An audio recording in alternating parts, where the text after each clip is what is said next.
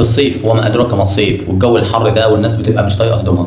وهنا لازم نركز شويه ونفرق ما بين اننا نخفف ونخلي بالنا كويس جدا اننا ما نقعش في المحظور، وما بين اننا نتكشف ونظهر كل ما حرمه الله. والكلام ده مش بس للنساء والبنات والكلام ده كله، الكلام ده للشباب اللي هم بيلبسوا شورت فوق الركبه، والبنات اللي عارفين نفسهم كويس، اللي لما بيجي الصيف بيبقوا تحس انهم هم كانوا مكبوتين في الشتاء وبيخرجوا الكبت ده كله في الصيف، وبيخرجوا حاجات تانية خالص.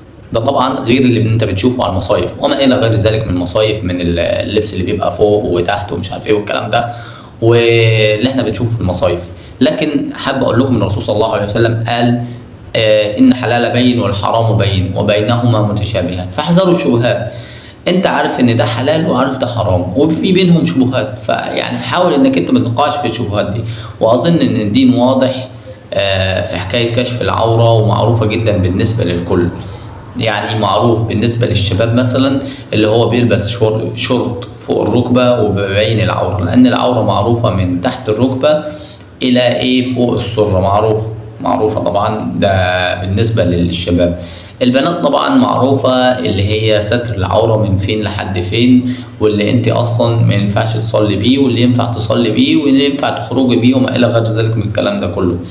طبعا عايز اسالكوا سؤال هنا بالنسبه للبنات، يعني معلش، هو ينفع حضرتك مثلا اللبس اللي انت بتلبسيه في المصيف والكلام ده كله ينفع تخرجي بيه وتمشي بيه في الشارع وسط الناس، ولا عادي الناس اللي في المصيف غير الناس اللي في الشارع؟ هم دول بني ادمين ودول بني ادمين تاني، وهو حلال في المصيف وحرام في الشارع مثلا؟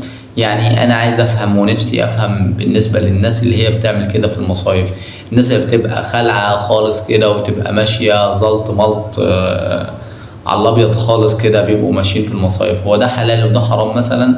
هو هنا استغفر الله العظيم بيكتب وهنا ما بيكتبش، وهنا بيبقى فيه مثلا بني ادمين غير البني ادمين؟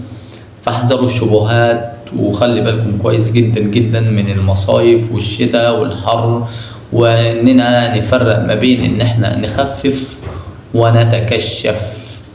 السلام عليكم.